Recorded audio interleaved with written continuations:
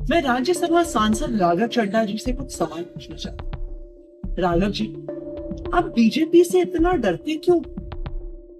आप बीजेपी से सवाल उठाने से डरते क्यों हैं?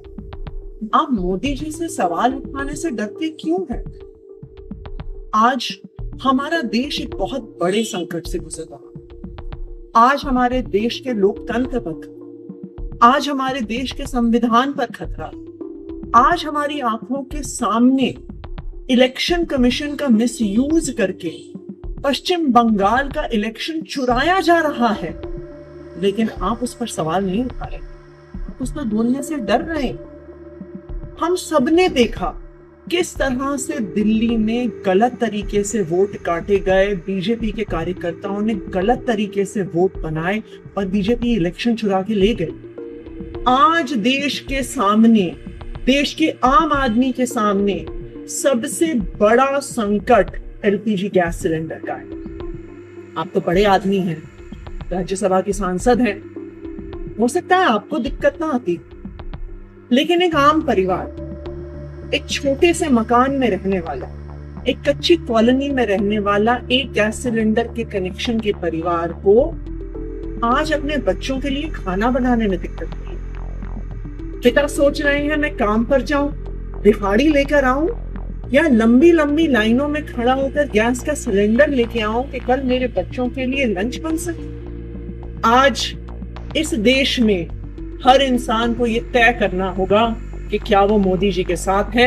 या वो संविधान के साथ है, लोकतंत्र के साथ। मुझे याद आ रहा है जब अरविंद केजरीवाल जी गिरफ्तार हुए थे, हम सब सड़कों पे खड़े होकर लड़ रहे थे, पुलिस हम पे लाठियां चढ़ा रही थी, हमें घसीट घसीट कर पकड़ कर लेके जा रही थी। दिल्ली के अलग अलग थानों में, कहीं नरेला में, कहीं बवाना में हम पीटे हुए, हम रोज सड़कों पे लड़ रहे थे। आप तब लंदन में, आपने हमें बताया कि मेरी आंख का ऑपरेशन हो रहा है इसलिए मैं लंदन में। हमसे मीडिया ने बहुत सवाल पूछे, बार बार हमने मीडिया को कहा कि नहीं, राघव चड्ढा जी डरे नहीं हैं, उनकी आंख में प्रॉब्लम, तो अपना ऑपरेशन करवाएं। लेकिन आज राघव जी, मेरे मन में भी ये सवाल आ रहा है कि जब अरविंद केजरीवाल जी गिरफ्तार हुए तब भी आप बीजेपी से डर गए, तब भी आप मोदी जी से डर गए, क्या आप डर के लंदन भाग गए?